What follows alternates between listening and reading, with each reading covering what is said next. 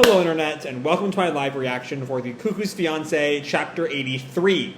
When we last left our heroes, as a result of the media hullabaloo around Nagi and Ai's relationship, who comes to the household but Erika's mom, who we find out has a lot in common with her daughter, but is also a big media guru who apparently wants to use the relationship between Nagi and Erika to, get this juicy tabloid scoop on Nagi as this two-timer.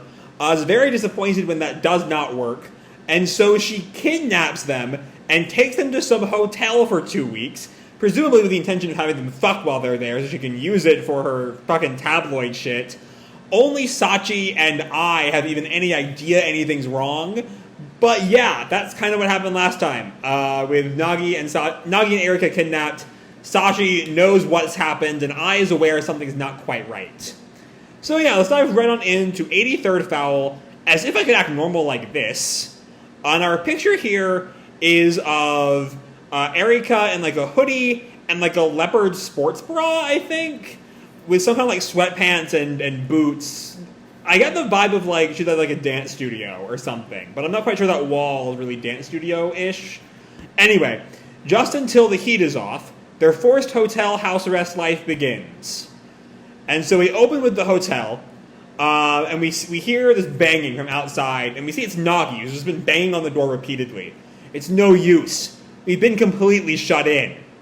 And then Erika's mom gave us this flashback of her telling them, the public might cool off if we give it 2 weeks, right? So that seems to imply, Nagi's next line is, she's got a point, but... Which seems to imply that, her goal is not to use them for tabloid drama, but to, protect them, which is, I guess I have to retract every bad thing I've said about Miss Amano, assuming that she's being honest here. She is Mr. Amano's wife, so maybe she's just as much a liar and a schemer as he is. But anyway, she's got a point, but... And he turns over to Erika, just sort of crouched in, the fetal position on the bed, pouting, staring out the window. Nagi thinks she's in a terrible mood. All alone in a single hotel room for 2 weeks? Yeah, if... I'd be much more trusting of Miss Amano's motives if she had gotten them, 2 bedrooms, or, connecting rooms or something. She's rich enough. She doesn't need to give them a single, queen-sized bed. But anyway, Nagi thinks, that being said, we have been living together. In different rooms, but in the same house, right? If we just act normal, everything will be okay. Yeah, I don't quite see that working, Nagi. Then Erika just stands right up, and then goes over to the phone. I'd like some room service up here, just a light dinner. She's back in rich girl mode, I guess. Nagi reacts, you can connect to the front desk? And she puts the phone down. Since it's come to this, there's no helping it. We'll just have to deal with it for 2 weeks. So Erika... Okay, I'm gonna speculate about Erika a little bit here. Because she talks about just having to deal with it. But given, especially over the last 15 or so chapters, her really coming to acknowledge her feelings for Nagi, I'm skeptical she's not at least a little excited about this, right? She certainly knows not to, vocalize it, because that'd be really, really rude given the circumstances. But I think she's a little happy, even if she can't quite phrase it. Anyway, we just have to deal with it for 2 weeks. And Nagi looks at her, oh, yeah. And Erika kind of looks at him, what? I just thought it was unexpected. I thought that you might start looking for some sort of escape route. And Erika just snaps, like there is one. This always happens the moment I cause any problems. I've learned to take advantage of the fact that my family runs a hotel chain. Oh, so this has happened before. She's been locked up in here in the past. Which is, again, the Amanos, not great parents. I'm used to it. And Nagi kind of thinks, so it's her first time, huh? Actually, what kind of problems have you caused that would get you locked up in a hotel? And Erika just snaps, shut up already! All sorts of things! I thought so. I'm curious what the implication there is. She's just running around on Instagram. Given Erika's personality, I doubt she's getting caught up in this kind of tabloid drama. But I don't know. Anyway, we see this like feast presented to Nagi and Erika. Nagi reacts, "You call this a light dinner? Is room service always like this?" And we see not a maid, like a waitress almost. I'm not familiar enough with rich people room service to kind of have the right terminology. And also one of Mrs. Amano's guards to make sure they stay put. I was about to say, why not just like hightail it out of there while the door's open? But there is a guard there making sure they don't do just that. "It's a pleasure to have served you." And then they close and lock the door behind them, leaving the two alone. We see, Nagi and Erika at the table, sort of, itadakimasing. They really don't have to be so formal. And Erika chimes that in, "Let's dig in." But we see Nagi looking at the food, mouth-watering.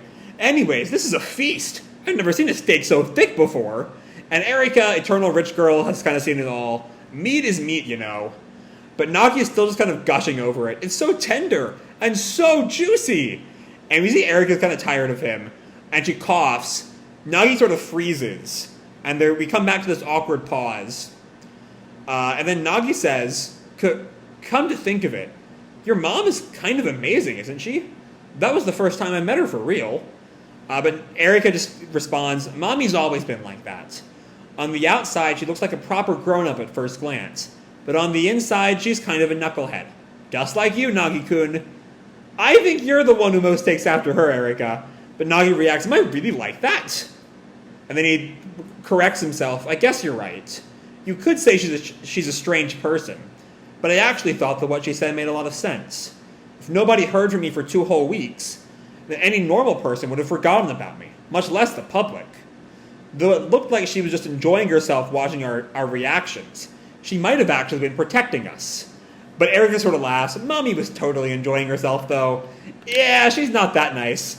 I'm still not entirely trusting of her, especially given her stated desire of like using them as a tabloid story. But maybe she really does have their best interests at heart." Anyway, Nagi sort of responds, "Right." And then she stands up. "That's it for me." "Huh? Already?" And he looks at her plate. There's still a lot of food there. "But there's still so much left over." "You can have it." "Really? I have other things to do." And she sort of walks off. There's not a lot of space to like be doing things. And Nagi looks, "Other things? Without her smartphone or books, just what could she be up to?" And then he sort of, continues pondering it as he eats his steak. "Well, I guess she did say she was used to it." And then he hears this, "Eek! Amano-san?" And he runs over to her. And she's like in the closet. She's trying to reach like a top shelf or something, I guess with bedding or something. But the chair has fallen over. "Geez, I just can't." And Nagi looks at her. "What are you doing?"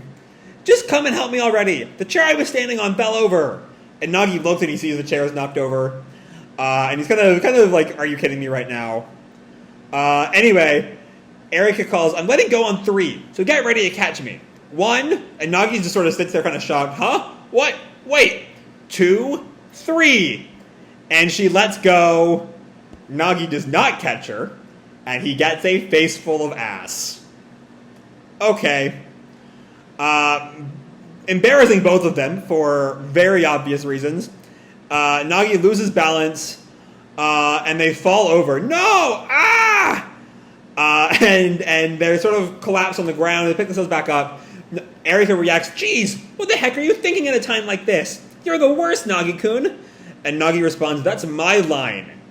And Erika pouts, "I was just trying to get a yoga mat I found up there, since I wanted to get some exercise." And Nagi's just sort of stunned. "Exercise?" But somehow, I guess Nagi helps her get the yoga mat, because she failed to grab it when she fell over earlier, I think. But she lays it out anyway. That's right. If we're going to be stuck here for 2 weeks anyway, this will be a good chance to go on a diet. Is that so? It is. If we spend this time just eating, spacing out, and sleeping, I'll get fat before I even know it. We see Erika like doing sit-ups, and Nagi taunts, "That's just business as usual for you." "Oh, shut!" And then she kind of keels over, clutches her leg. "My leg. Something's wrong." "What now?" And we see she's got like a Charlie horse or something from either the exercise or from the fall. Ah, ow, ouch, why me? Ow, ow, ow, ow. And Nagi looks over. Could it be that you cramped your leg? Here, try lifting it a bit. No, it hurts. Come on now, it hurts. Yeah, I've gotten leg cramps like that. They are not pleasant in the slightest. But we see Nagi sort of helping her, like, bend her knee better. And she kind of reacts, wait, I think it's better. How? And Nagi tells her, it happens to Mom a lot. But with that pose, Erika asks, oh, is that? And Nagi gets a full-on panty shot, because that's just the kind of chapter this is.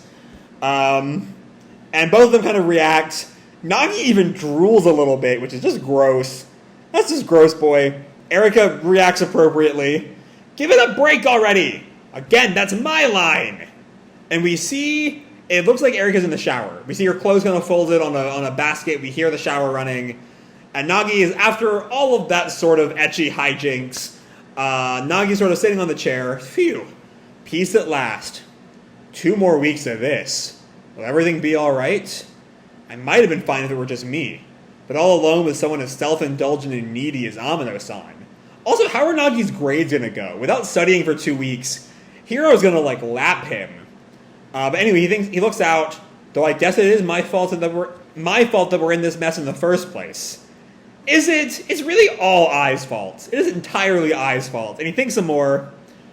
And then he goes over to the shower, which is definitely going to be time for some more fan service shit. I can feel it. Amano-san, you've been in there for almost 2 hours. Are you okay? God, I thought my showers were long. Hello? And we see he opens the door, closing his eyes for some decency's sake. He thinks something's not right. Are you there? And he peeks out through his fingers like an idiot. Amano saw, but he stops when he sees Erika, thankfully in a bathrobe. Not ecchi antics yet, though he's definitely going to get like a boob shot from the robe at some point, I'm guessing. But she's having like heat stroke or something, leaning over a basket. I feel dizzy. Water. And we see Nagi sort of sighs. Don't scare me like that. I can't believe you got dehydrated in there. So we see, now they're back in the main room. Erika's a bit more covered up. I'm hoping this is the end of any more ecchi antics, but, you know, comedy rule of 3 and all. Shut up. But Nagi tells her, you should probably take this as a sign and stop your diet after all. Just act like you normally do, okay? You should take this opportunity to start behaving already. Since you said you were used to it, I thought I could have some peace of mind here. And then, Erika then says, as if I could get used to this, there's just no way I can act normal. It's my first time, after all.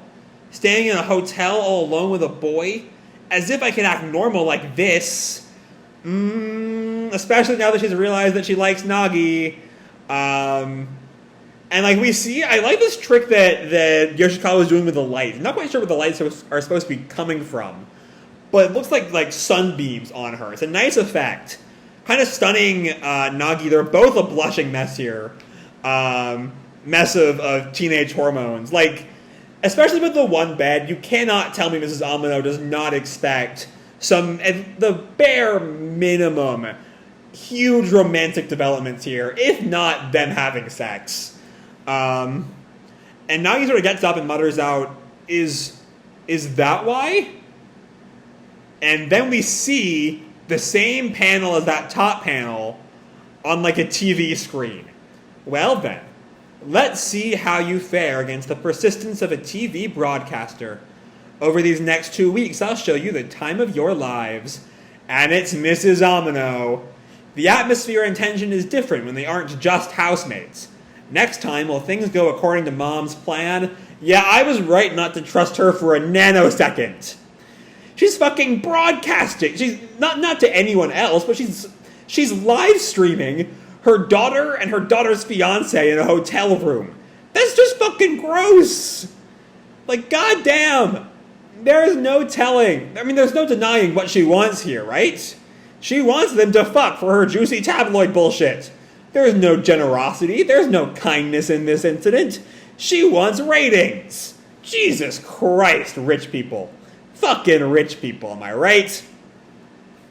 Anyway, a couple of ecchi gags aside, it's a fun little chapter, sort of setting up our main duo in their new status quo, as they both kind of get used to no longer just living together, but sharing a room, sharing a living space, sharing a very not that large amount of space. But yeah.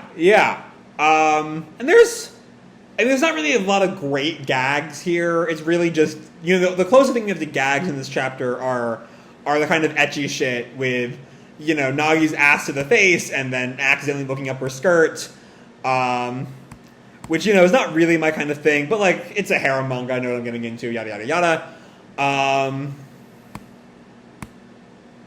But yeah, it's I mean, there's some sweet moments peppered in with all the horniness. Like, Nagi helped me out with the cramp is really sweet, even if it leads to the upskirt pick. I really thought that shower scene would be another ecchi gag, and I'm kind of impressed that it wasn't. Though it does lead to the really, really cute staying in a hotel alone with the boys, if I could act normal like this. The unstated bit there, especially when that boy is her crush.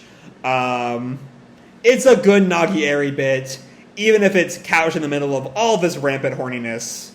And then there's Evil Mom, who is still in the running for worst parent in the series. Again, it's fun if you can get past the horniness, which I know some people come here for the horniness. I'm just, like, not one of them at all. But yeah, all in all, it's a good enough time. Not my favorite chapter, but still stuff to like here. So yeah, I'm going to leave this video off here. Hope you all enjoyed the chapter and the video itself. If you did, feel free to drop me a like or subscribe, or, you know, do whatever makes you happy, you know? And as always, people, your life is your own, okay? Bye!